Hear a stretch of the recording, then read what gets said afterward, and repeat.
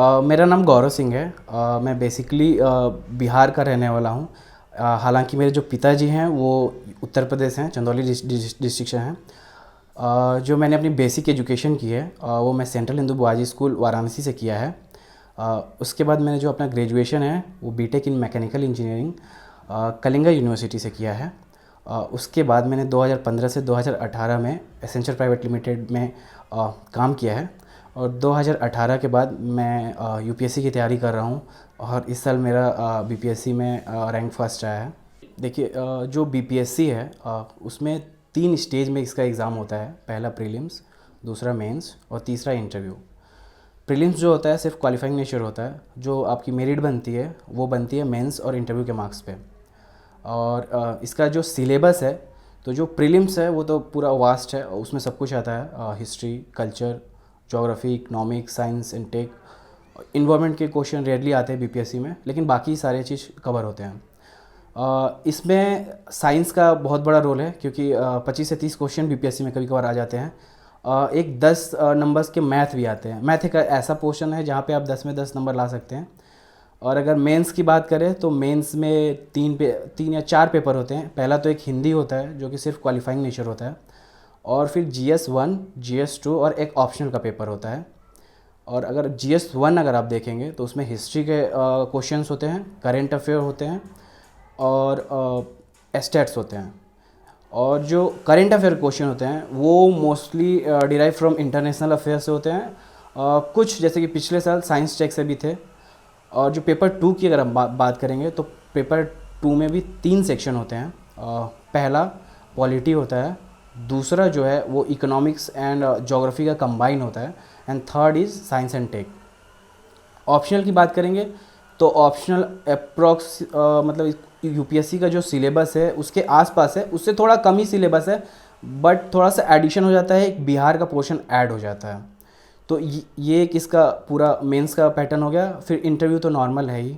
जहाँ तक स्ट्रैटेजी की बात है तो स्ट्रैटेजी बताने से पहले मैं एक चीज़ ऐड करना चाहता हूँ। जो स्ट्रैटेजी मेरे लिए काम की, ज़रूरी नहीं है सबके लिए काम करे, क्योंकि हर इंडिविजुअल का अपना वीकर सेक्शन होता है, अपने कुछ स्ट्रॉन्ग सेक्शन होते हैं, तो ये वैरी करेगा सबके लिए। मैं अपना बताता हूँ प्रीलिम्स के लिए। प्रीलिम्स के लिए देखिए, एक तो यूपीएससी का आप जो प्रिपरेशन करते हैं तो approx almost all section cover हो जाते हैं। लेकिन बीपीएससी के लिए थोड़ी सी एक बीपीएससी का बुक आता है अरिहंत का, या फिर लुसेंट का भी आता है। मतलब 2-3 किताबें हैं, वहाँ से आपको बिहार स्पेशल पढ़ना होगा, स्पेशली ज्योग्राफी और हिस्ट्री। और बिहार के जैसे व्यक्तित्व पे क्वेश्चन आ जाता है तो वो एक सेक्शन है जो कि अलग से करना होता है। इसके अलावा जो साइंस है, इसका जो जो क्वेश्चन का पैटर्न है वो बिल्कुल डिफरेंट होता है यूपीएससी से। तो यहाँ पे थोड़ा सा हम लोग को प्रीवियस ईयर क्वेश्चन देख के उनको करना होगा। और इसके साथ एक लुसेंट की बुक आती है, वो 2-3-4 दिन आपको लगेंगे, उसको आप देख लोगे तो साइंस वहाँ से अच्छे खासे क्वेश्चन आ जाते हैं, तो वहाँ से हो जाएगा। और मैथ अगर आपका वीक है तो आप मैथ भी थोड़ा सा प्रीलिम्स के पहले थोड़ा सा प्रैक्टिस कर सकते हैं, क्योंकि 10 नंबर आते हैं वो ऐसे होते हैं कि आप कर सकते हो, 10 में 10 कर सकते हो, क्योंकि हिस्ट्री का कोई स्कोप नहीं है। कोई भी सब्जेक्ट पढ़ोगे मैथ के अलावा तो उसका कोई स्कोप नहीं, बहुत वाइडर है, और ज़रूरी नहीं है जो आप पढ़ेंगे वो क्वेश्चन आ ही रहा है आपको। और इसके साथ प्रीलिम्स में एक इम्पॉर्टेंट चीज़ और होती है, वो होती है कि आप कितना आपके अंदर कैपेबिलिटी, जो क्वेश्चन नहीं आ रहा है उसको कैसे करेक्ट कर पाते हो। तो इसके लिए मैं कहूँगा कि जैसे शॉर्टकट नहीं अपनाइए। हिस्ट्री का क्वेश्चन है, हिस्ट्री के जो प्रॉपर्स बुक हैं वो पढ़िए, उससे जिसको आप शायद तुक्का बोलते हैं, तुक्का मारने में काफ़ी आसानी होगी, क्योंकि एटलीस्ट बैकग्राउंड आपको मालूम रहेगा किसी स्टोरी का, तो ऑप्शन कौन सा सही नहीं होगा ये पता चल जाता है। तो ऐसे 2 ऑप्शन भी एलिमिनेट अगर आप कर पाएँ तो बाकी 2 में अगर आप तुक्का मारें तो कम से कम 50-50 चांसेस हैं। और यहाँ पे माइनस मार्किंग नहीं है, तो मोस्टली 150 में 150 लोग करते हैं क्वेश्चन। तो आपको 100 क्वेश्चन भी शायद सबको नहीं आते हैं, तो आपको तुक्का मजबूरी में मारना ही पड़ता है। तो उसके लिए बुक ज़रूर पढ़ें, जैसे कि जो स्टैंडर्ड बुक है जो आपको यूट्यूब पे मिल जाएगा, कोई भी टॉपर बताते हैं, जैसे मॉडर्न हिस्ट्री की स्पेक्ट्रम हो गई, या बिपिन चंद्रा की जो पतली वाली एनसीईआरटी थी पहले, या एंशिएंट हिस्ट्री की जो एनसीईआरटी थी पुरानी वाली, या ज्योग्राफी की जो क्लास 11th 12th की है। और मैं कहूँगा प्रीवियस ईयर क्वेश्चन देख एक बार आप टॉपिंग लिस्टिंग कर लें, क्योंकि हम लोग यूपीएससी की तैयारी करते थे तो हमारे लिए शायद उतना ये कठिन नहीं रहता होगा, लेकिन जो सिर्फ बीपीएससी की तैयारी कर रहा हो वो ज़रूर देखे कि पहले कुछ सालों में कितने सारे क्वेश्चन किस सेक्शन से आए। जैसे कि ज्योग्राफी अगर आप देखोगे तो रिवर से क्वेश्चन हमेशा फिक्स रहता है, माउंटेन पास है तो उससे फिक्स रहते हैं, आइसलैंड है तो उससे फिक्स रहते हैं। तो ये पैटर्न आपको तभी समझ में आएगा जब आप पीछे के पेपर्स देखेंगे। और बीपीएससी में क्या है कि कुछ क्वेश्चन तो आपको पीछे के ईयर से बिल्कुल रिपीट हो जाएंगे, तो वो भी उसका एडवांटेज हो जाएगा वो प्रीवियस क्वेश्चन देखने का। और इसके अलावा साइंस के भी कुछ ऐसे पोर्शन है जो हर साल आते हैं, जैसे पॉलीमर है साइंस में, तो वो 12th की एनसीईआरटी मिल जाएगी, एक चैप्टर आप देख सकते हो, वो बस थोड़ा सा बॉक्स बना के दिया हुआ है, वहाँ से अक्सर एक क्वेश्चन निकल जाता है। तो बाकी तो लुसेंट है ये। तो इस मुझे लगता है इतना ही। करंट अफेयर, हाँ करंट अफेयर का भी है। तो करंट अफेयर जो बीपीएससी का पैटर्न है बहुत ही अनइवन है, वो क्या पूछते हैं मतलब उसको कैच कर पाना बहुत मुश्किल है। आप कितना भी पढ़ेंगे लगेगा कि वो कहाँ से क्वेश्चन पूछ दे रहे हैं, और ऑप्शन भी अजीबोगरीब तरह होता है। तो मैं कहूँगा कि करंट अफेयर पे बहुत ज़्यादा फोकस नहीं करें। करंट अफेयर पढ़ें तो मेंस के लिए पढ़ें, कि मतलब जो मेंस में काम आ जाए। एट रैंडम बहुत ज़्यादा समय मतलब कि 5-6 घंटा सिर्फ करंट अफेयर पढ़ रहे हैं तो वहाँ का इल्ड बहुत कम होगा, क्वेश्चन इतने डिफिकल्ट आएंगे कि आपने कभी सुने भी नहीं होंगे।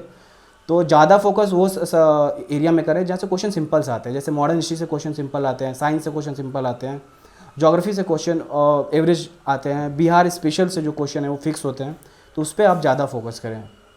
देखिए आंसर राइटिंग सबसे इम्पॉर्टेंट है इस एग्ज़ाम में, क्योंकि वहाँ से आपका रैंक डिसाइड होता है।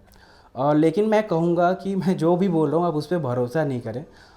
फिर से मैं कहूँगा, क्योंकि मैंने ये चीज़ फेस किया है कि कोई टॉपर बोल दिया, उसको हम लोग फॉलो करने लगे और फिर पता चला कि वो मेरे पे सूट नहीं करी है। जैसे कि फॉर एग्जांपल मैं देना चाहता हूँ कि 2019 का जो पेपर था यूपीएससी का, मेरे इसमें बहुत कम मार्क्स थे, 100 मार्क्स थे, शायद उतना कम किसी का नहीं था। तो उसकी एक बड़ी वजह ये थी कि मैंने किसी एक टॉपर को सुन लिया था कि ऐसे हम लोग डायरेक्ट एग्ज़ाम में जाके लिख सकते हैं, तो मैंने ऐसे पे ज़्यादा वर्क नहीं किया। लेकिन अब यही है कि हो सकता है जो टॉपर बना है उसकी इंग्लिश अच्छी हो, उसकी कमांड ऐसे पे अच्छी हो, तो वो चीज़ मेरे पे अप्लीकेबल नहीं है, क्योंकि मेरी इंग्लिश वीक है। तो हमको ये चीज़ रियलाइज़ होना चाहिए कि मेरी कमी क्या है।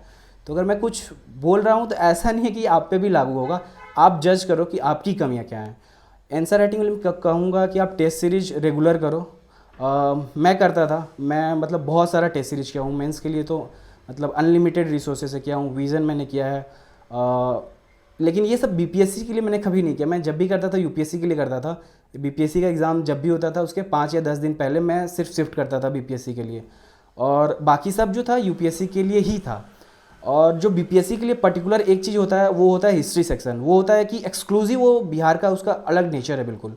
तो वो आपको करने के लिए पतली सी बुक आती है बिहार के करके केबीसी नैनो की, तो वहाँ से आपको काफ़ी हेल्प मिल जाएगा। वहाँ एक डिफ़िकल्टी आती है नाम मतलब याद करने में, कि किस आंदोलन से कौन कौन से लोग जुड़े थे।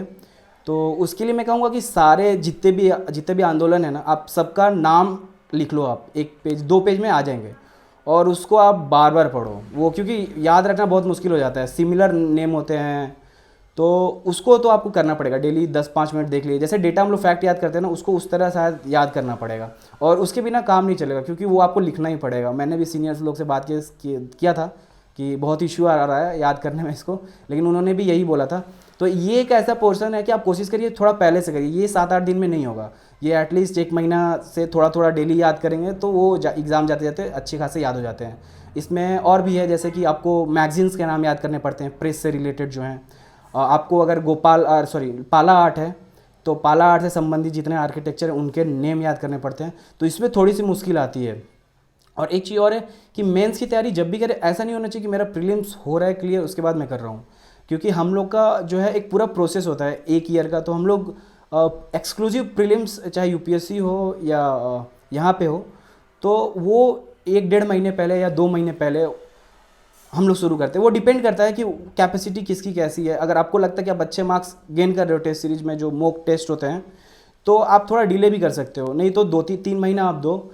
और 3 महीना में देखिए, मैं एक चीज़ और बताना चाहूँगा, मैं भूल गया। एक आती है प्रीवियस ईयर क्वेश्चन आता है, घटना चक्र आता है, तो उसमें जितने भी स्टेट पीसीएस होते हैं ना, उसके क्वेश्चन का कलेक्शन होता है, तो वो बहुत अच्छा है। एग्जाम के 10-15 दिन पहले आप शुरू करो, और बहुत सारी चीज़ आती रहेंगी। जो आता है उसको आप काट दो, उसको काट के निकाल दो, क्योंकि उसको बार बार पढ़ने का मतलब नहीं है। सिर्फ उन्हीं चीज़ को ना ही काटो जो कि आपको नहीं आती है, ताकि आपको रिवीजन में आसानी हो जाए।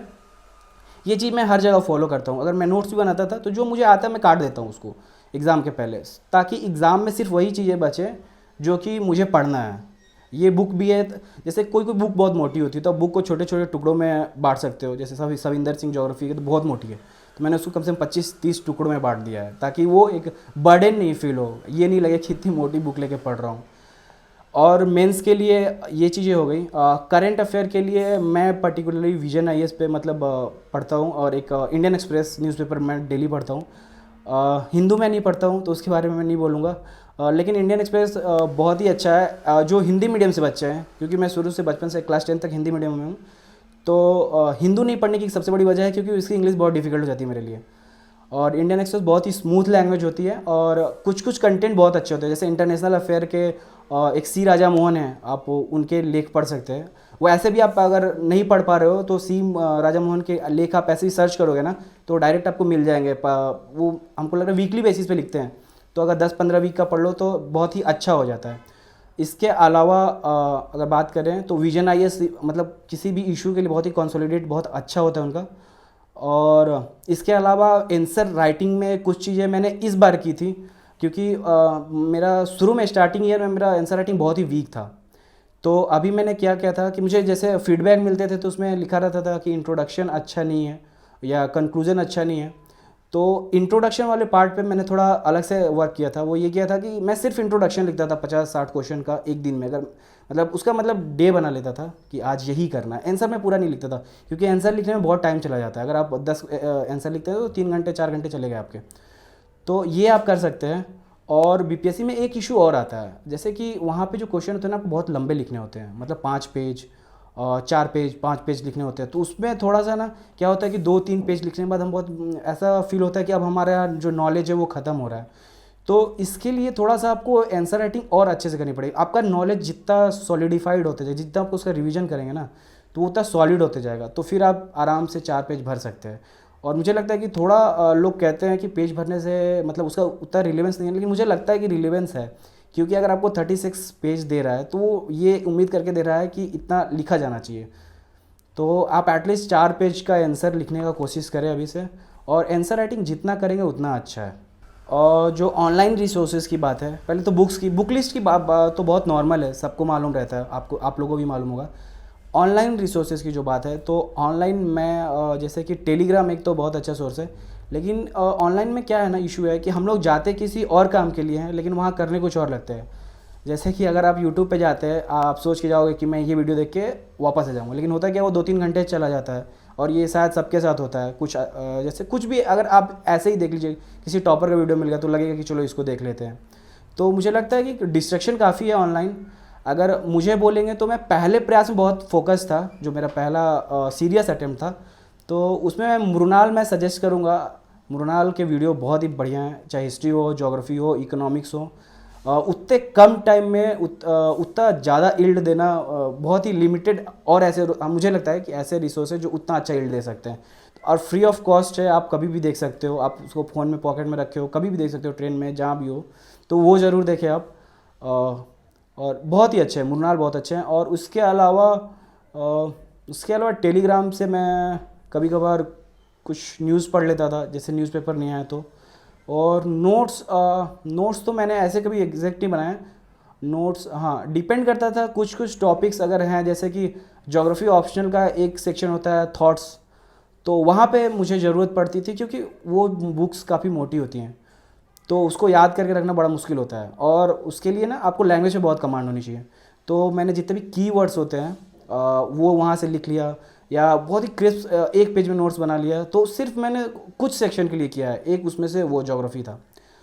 और ऑनलाइन मुझे नहीं लगता कि मैं और ज़्यादा टाइम नहीं एक्सपेंड करता हूँ ऑनलाइन। ज़्यादा मैक्सिमम मैं ये कन्वेंशनल मोड ही प्रीफर करता हूँ। पर्टिकुलर टाइम टेबल मेरा नहीं है कुछ। इनिशियली था, जो मेरा जो फर्स्ट अटेम्प्ट था, तो उस समय इंसान का जो जोश होता है अलग लेवल का होता है। तो उस समय सब कुछ शेड्यूल में चलता है जो फर्स्ट अटेम्प्ट होता है। उसके बाद अब धीरे धीरे एनर्जी बहुत थिन हो जाती है, तो अब शेड्यूल बनाते भी हैं तो उस पर टिक नहीं पाते हम लोग। कुछ ना कुछ बहाना मिल जाता है, ये करता हूँ। और शायद ये बहुत बड़ी वजह है कि हमें 3 अटेम्प्ट लग गया मुझे। तो पहला अटेम्प्ट आप बहुत ही सीरियसली दो, वो अटेम्प्ट आपका बेस्ट अटेम्प्ट होता है, उसमें सबसे ज़्यादा एनर्जी होती है और आप सबसे ज़्यादा मेहनत करते हो। तो पहला अटेम्प्ट बहुत ही सीरियसली दो आप। और शेड्यूल कोई फिक्स आप भी नहीं बना सकते, क्योंकि कल क्या होगा, शेड्यूल बनाने में बहुत आदमी रिस्ट्रिक्टेड फील करता है। तो हो सकता है आप 10 एक दिन 10 घंटे पढ़ो, फिर अगले दिन आप नहीं पढ़ पाओ, तो शायद आपको दुख होगा फिर कि मैं नहीं पढ़ पाया। तो फ्री फील करो, जितना मैक्सिमम पढ़ सकते हो पढ़ो। आपको 10 घंटे मज़े से पढ़ रहे हो 10 घंटे पढ़ो, 15 घंटे मौके मिले 15 घंटे पढ़ो। लेकिन वीकली टारगेट रखो। जैसे कि हम लोग, जब मैं टेस्ट सीरीज करता था विजन का, तो वहाँ पे टारगेट फिक्स रहता है कि 15 दिन में ये एग्ज़ाम होगा, तो मैं 15 दिन में तो एटलीस्ट ये ख़त्म करके मुझे जाना है एग्ज़ाम देने। तो वो आप ज़रूर करें। टेस्ट सीरीज करोगे तो वो पैटर्न फिक्स हो जाता है कि आपको इस डेट पे ये एग्ज़ाम देना है, तो अपने आप वो आप उस तरह से मेहनत करते हो। और एक चीज़ और बताऊंगा, जितना आप रिवीजन करोगे ना, उतना ज़्यादा इस एग्ज़ाम को क्रैक करने का प्रोबेबिलिटी तुम्हारा आपका बढ़ते जाएगा। क्योंकि रिवीजन इज़ द की है यहाँ पे। आप जितना रिवीजन करोगे ना, उतना आपका सॉलिडिफाइड नॉलेज होगा, उतना ज़्यादा गलतियाँ कम होंगी। हाँ, एक चीज़ और, जैसे ना कुछ प्लेटफॉर्म और भी हैं, मैं भूल गया उनका नाम लेना। जैसे कि ज्योग्राफी ऑप्शनल के लिए ना, एक सचिन सर का चैनल है ज्योग्राफी ऑप्शनल का। तो वहाँ पे ना आपको जैसे लोग डेली आंसर लिखते हैं, तो आप उसको ज़रूर ज्वाइन करें, क्योंकि वहाँ पे लोग बहुत अच्छे आंसर लिखते हैं, मतलब बहुत अच्छे, मतलब बहुत ही अच्छा लिखते हैं। वो आपको किसी टेस्ट सीरीज में नहीं मिलेगा, क्योंकि टेस्ट सीरीज में ना बहुत लिमिटेड टाइम में लिखते हैं। तो वहाँ से मतलब मेरा जो होता है ना कि आँख खुलना कि मतलब हम कहाँ पे हैं और बाकी बच्चे कहाँ पे हैं, पहली बार अच्छे से रियलाइज़ वहीं पे हुआ मुझे। आप वो चैनल ज्वाइन करें। आपको शायद सचिन सर का मुझे याद तो नहीं है चैनल का नाम शायद, लेकिन मैं भैया को दे दूंगा, वो ऐड कर देंगे।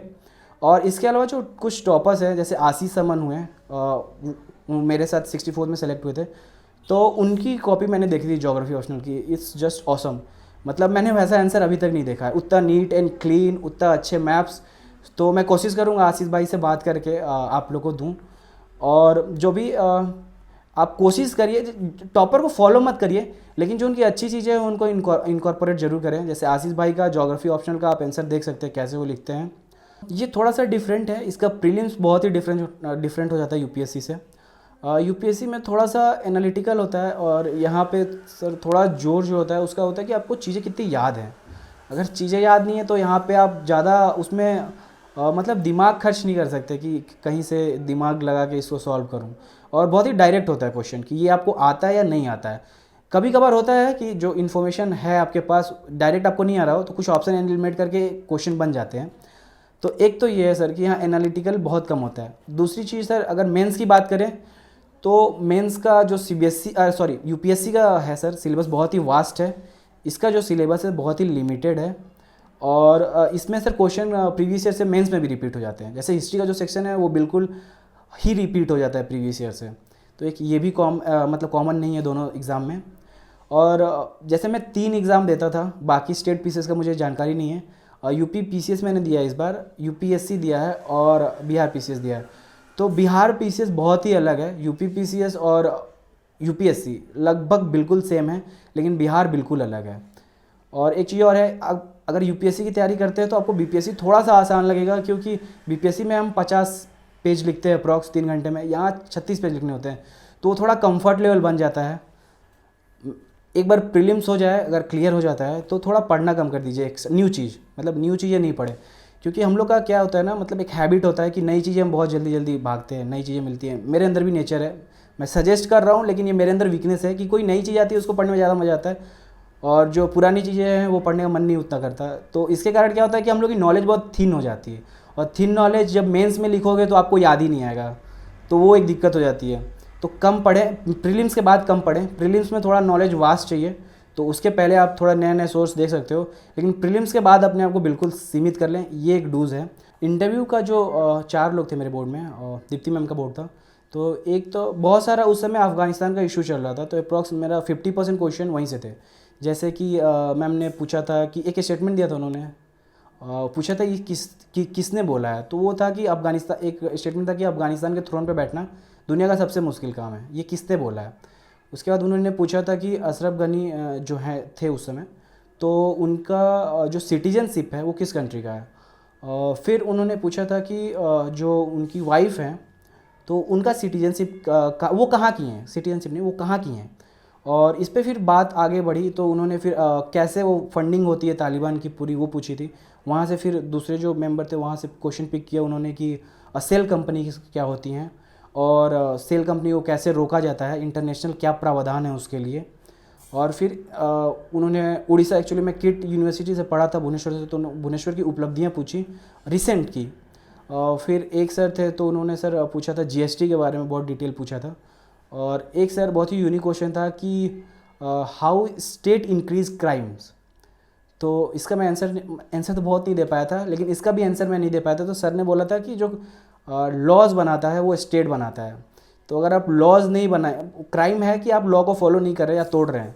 अगर आप लॉज ही नहीं बनाएंगे तो क्राइम नहीं होगा। मैंने सर मेंस के लिए तो बहुत मॉक टेस्ट लिखे हैं, जैसे कि लेकिन बीपीएससी के लिए भी लिखे हैं सर। 2-3 चैनल है टेलीग्राम पे, आईएएस हिंदी है और एक शहीद इकबाल सर है। ये शहीद इकबाल सर का तो बिल्कुल फ्री ऑफ कॉस्ट है और वो ऑलरेडी सेलेक्टेड हैं और बहुत ही हेल्पिंग नेचर है। मतलब हम लोग के लिए बहुत अच्छे हैं, मतलब बहुत हेल्प किए हैं, बहुत ही हेल्प किए हैं सारे बच्चों का। और आईएएस हिंदी भी है, आप वहाँ भी कर सकते हो।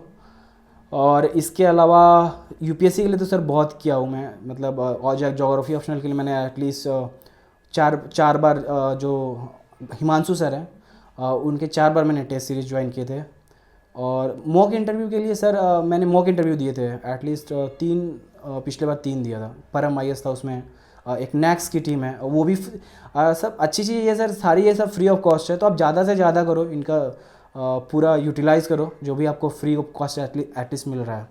और देखिए प्रीवियस ईयर क्वेश्चन बहुत ही इंपॉर्टेंट रोल प्ले करते हैं, स्पेशली बीपीएससी में तो बहुत ज़्यादा, क्योंकि यहाँ क्वेश्चन रिपीट होते हैं। जैसे कि हिस्ट्री का जो सेक्शन है वहाँ पे आप अगर क्वेश्चन को रट के जाते हैं तो आप बिल्कुल जल्दी जल्दी उसको लिख के ख़त्म कर सकते हैं।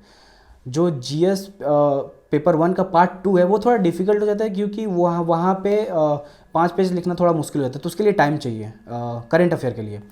अगर हिस्ट्री में आप थोड़ा सा टाइम उधर बचा लेते हो और स्टेट्स थोड़ा सा अच्छा कर लेते हो तो आप उसको भी इम्प्रूव कर सकते हो। तो इस बार GS1 के लिए सर मैं एक चीज़ और ऐड करता हूँ। GS1 के लिए मैंने एक स्ट्रैटेजी अपनाई थी। मुझे था कि मेरा स्टेट शायद मुझे उतना कॉन्फिडेंस नहीं था, क्योंकि 64 में मैंने कई क्वेश्चन मैंने गलत कर दिए थे। तो स्टेट्स को इस बार मैंने बहुत ही पीछे सबसे लास्ट में बनाया था। उसके लिए मैंने सेट किया था कि 1 घंटा मैं इसको, 1 घंटा या 45 मिनट कुछ था कि मैं इसको दूंगा। पहले मैंने इंटरनेशनल अफेयर किया था, क्योंकि हिस्ट्री मुझे मालूम था कि मैं क्वेश्चन को रट के गया हूँ, वो मैं भूलूंगा नहीं। वो इतना मतलब उसको रटना, मतलब लिखा था मैंने बार बार, तो वो था। लेकिन इंटरनेशनल अफेयर के लिए आपको फ्रेश माइंड चाहिए, वहाँ पे थोड़ी सी आप क्रिएटिविटी कर सकते हो। तो पहला सेक्शन मैंने वो किया था, फिर हिस्ट्री किया था और फिर लास्ट में स्टैट्स किया था। ये सेम चीज़ मैंने GS2 में भी फॉलो किया था। वहाँ पे जो साइंस से क्वेश्चन आते हैं वहाँ पे ज़्यादा क्रिएटिविटी इनोवेशन आप कर सकते हो। तो पहले मैंने वो अटेम्प्ट किए थे, फिर इकोनॉमिक्स किए थे, फिर पॉलिटी किए थे, क्योंकि पॉलिटी क्वेश्चन भी ऐसे होते हैं जो कि आप गेस कर लेते हो कि यहाँ से आ सकता है, तो वो मैक्सिमम आप रट के जाते हो। लेकिन ये 2 पोर्शन ऐसे हैं जो थोड़ा रैंडम आते हैं, तो यहाँ पे आपको थोड़ा क्रिएटिविटी आप शो कर सकते हो। तो ये एक मैंने किया था। बीपीएससी के लिए पूछिएगा तो बीपीएससी के लिए मैंने कहीं कोचिंग नहीं ली है, जो भी किया था मैंने यूपीएससी के लिए किया था। यूपीएससी में भी कभी आप जीएस के लिए मैंने कोचिंग नहीं लिया था, और मैंने लिया था ऑप्शनल के लिए। और ऑप्शनल के लिए जैसे मैंने स्पेसिफिक की पूरा मॉड्यूल मैंने नहीं किया है। मैंने एक बार 2017 में किया था, समीम सर हैं, तो उन्होंने सिर्फ मुझे वीडियो दे दिए थे, 30-40 वीडियो थे कि आप ये वीडियो देख लो। तो वो मुझे नहीं लगा कि वो बहुत मतलब अच्छा था, क्योंकि आप बोरिंग फील करते हो वीडियो, वो जहाँ पे इंटरेक्शन नहीं हो तो फिर उसका कोई मतलब नहीं है। फिर दूसरा मैंने सब्बीर सर का एक प्रीलिम्स के बाद होता है, प्रीलिम्स के बाद जब रिज़ल्ट आता है तो सर एक छोटा सा 2 महीने का मॉड्यूल लाते हैं उसमें इम्प्रूवमेंट करने के लिए ज्योग्राफी में। तो वो काफ़ी इनरिचिंग एक्सपीरियंस था, क्योंकि वो ऐसे चीज़ बताते हैं कि जो आप में वैल्यू एडिशन करेंगे आपके आंसर में। तो वो एक अच्छा था। और तीसरा एक सचिन, ये मैं जो भी बता रहा हूँ ऑप्शन को बता रहा हूँ। और तीसरा जो सचिन सर का चैनल है वो बहुत ही अच्छा है आंसर राइटिंग के लिए, ज्योग्राफी के लिए तो बहुत ही अच्छा है। बहुत कुछ सिखाया मैंने वहाँ से। मैंने जितना टेस्ट सीरीज करके नहीं सिखाना, मतलब मैंने गाइडेंस साइज में मैंने 4 बार टेस्ट सीरीज किया है। और ये नहीं कह रहा हूँ सर कि वहाँ पे अच्छे नहीं हैं, वो भी बहुत अच्छे हैं, वहाँ का क्वेश्चन जो है बहुत ही अच्छा होता है। लेकिन मैंने जो सीखा सबसे ज़्यादा वो सीखा है सचिन सर से, क्योंकि वहाँ का जो एक्चुअली ना वहाँ पे बच्चे जो आंसर लिखते हैं वो टेस्ट पैटर्न पे नहीं लिखते हैं, तो वहाँ काफ़ी क्रिएटिविटी होती है, आप काफ़ी चीज़ सीखोगे, मतलब आपको लगेगा कि कितना अच्छे लोग मतलब आंसर लिख रहे हैं। तो वो आप ज्वाइन कर सकते हैं और वो आपको हेल्प करेगा जीएस में भी।